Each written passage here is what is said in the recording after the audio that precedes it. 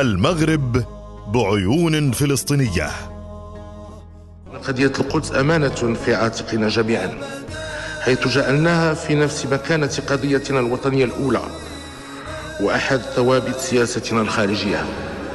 رحلة الشوق والوجد، تاريخ فسيح ورحب في علاقة المغاربة بالقدس وبفلسطين.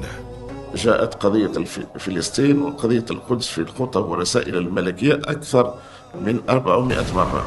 يوثق لعمق العلاقات بين البلدين الشقيقين. الملك محمد السادس كان هو أول من تواصل معنا.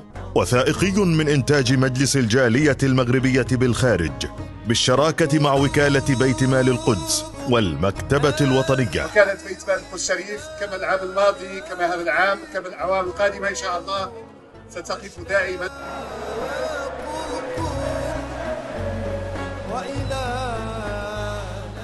نفتخر بكم بأنكم رفعتم رؤوس العرب. الوثائقي سيعرض في إطار فعاليات الدورة 28 للمعرض الدولي للكتاب بالرباط. سيتم عرضه ما قبل الأول يوم الثلاثاء 6 يونيو ابتداء من الساعة 6 مساء بقاعة العروض بالمكتبة الوطنية بالرباط.